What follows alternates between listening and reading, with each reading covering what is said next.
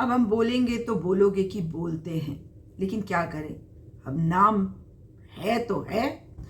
Cadila pharma के chairman और managing director Rajiv Modi, इनके ऊपर बलात्कार करने का मामला दर्ज किया गया है, वो भी माननीय न्यायालय के आदेशों पर। और ये जो मैटर है, इसमें एक और भी व्यक्ति है जिनको पार्टी बनाया गया है, जिनके ऊपर आरोप लगाए गए हैं, और वो भी कैडिला में ही काम करते हैं। उनका नाम है जॉनसन मैथ्यू। अब 16 पुलिस है स्टेशन है जहां पर ये कंप्लेंट फाइल हुई है गुजरात हाई कोर्ट के निर्देशों पर। इसमें एक बल्गेरिया की महिला है जिन्होंने कैडिला फर्म को ज्वाइन किया था एक फ्लाइट अटेंडेंट के तौर पर उनका कहना है कि उनकी जॉब प्रोफाइल को चेंज कर दिया। तो मैं आपको शुरू से अगर बताऊं तो हाई कोर्ट ने इसमें इन्वेस्टिगेशन जो है वो अब एक आईपीएस रैंक ऑफिसर से करने के लिए कहा है। और इसके पहले आपको ये बता दूं कि दिसंबर 22, 2023 को हाई कोर्ट ने एक ऑर्डर पास किया था कि सीजेएम यानी कि चीफ जुडिशियल मैजिस्ट्रेट इन्वेस्टिगेशन के लिए कॉम्पिटेंट पुलिस ऑफिशियल को डायरेक्ट करे कि वो इसकी इन्वेस्टिगेशन करे, क्योंकि इसमें इसके पहले 156(3) के तहत ये मुकदमा दर्ज किया गया था। पहले ये मुकदमा दर्ज नहीं हो रहा था। और इसमें धाराएं जो लगी हैं वो आईपीसी की धारा 376 यानी कि रेप, 354, 504 लगाए गए हैं। और इसके पहले एफआईआर दर्ज करवाई गई। उसके बाद अब इसमें सक्षम अधिकारी आईपीएस ऑफिसर से इसकी इन्वेस्टिगेशन करने को कहा गया है।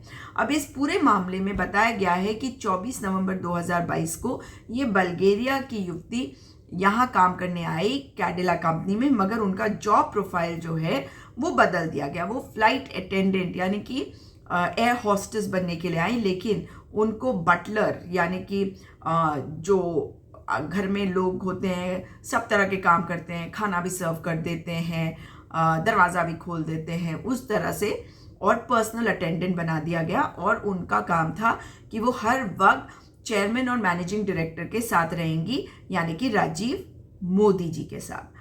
अब उस वक्त इनका सेक्सुअल हैरेसमेंट हुआ और जब इन्होंने बात नहीं मानी तो इनको 3 अप्रैल 2023 को निकाल दिया गया।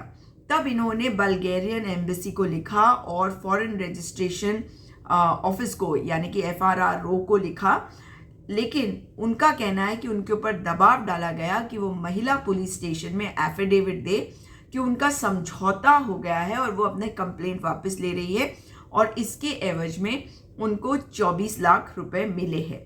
फिर उन्होंने एक दूसरी कंप्लेंट पुलिस कमिश्नर को दिया और फिर मैजिस्ट्रेट की कोर्ट में उन्होंने एक प्राइवेट कंप्लेंट किया क्योंकि पुलिस का इतना दबाव था।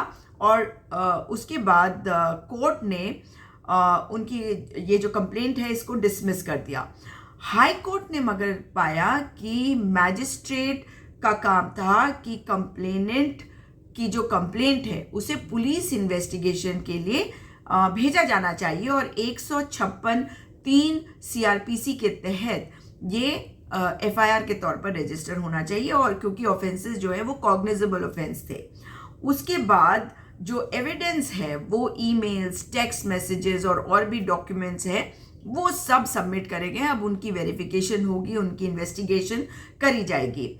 और ये भी कहा है पुलिस वालों ने ये बताया है कि जो विक्टिम, मैं नहीं कहूँगी सर्वाइवर ही बोलूँगी, युवती ने कहा है कि उससे जो ब्लैंक पेपर्स है उस पर भी हस्ताक्षर किए गए हैं। मगर आखिर चल क्या रहा है इस देश में? बल्गेरिया की इस युवती के साथ अगर इस तरह का सेक्सुअल हैरेसमेंट हुआ है और राजीव मोदी जो कैडिला के CMD हैं, तो ये देश की छवि को भी बिगाड़ रहा है और बेटियों को कितना बड़ा खतरा है, क्योंकि ये सेक्सुअल प्रेडेटर्स खुले आम अब घूम रहे हैं। अपनी बेटियों को बचा के रखिए, क्योंकि बड़े जगहों पर बैठे ज़्यादा पैसे कमाए हुए लोग, पैसे वाले लोग अब बेटियों के शोषण में लगे हुए हैं और कंप्लेंट फाइल होने के लिए कोर्ट में जाना पड़ता है। अगर आप ठीक से पैरवी ना कर पाए तो आपकी एफआईआर रजिस्टर तक नहीं होती है। जैसे इस मामले में पहले सीजेएम कोर्ट ने रजिस्टर तक नहीं करी, मगर हाई कोर्ट ने कहा कि ये मैटर जो है कॉग्निजेबल ऑफेंसेस से रिलेटेड है, इसलिए इसमें एफआईआर होनी चाहिए। अब कहा है कि इसमें इन्वेस्टिगेशन आईपीएस रैंक के ऑफिसर के द्वारा किया जाना चाहिए। देश में जो कुछ हो रहा है आप भी देख रहे हैं, मैं भी देख रही हूँ। इनका नाम है राजीव मोदी, बलात्कार के आरोपी।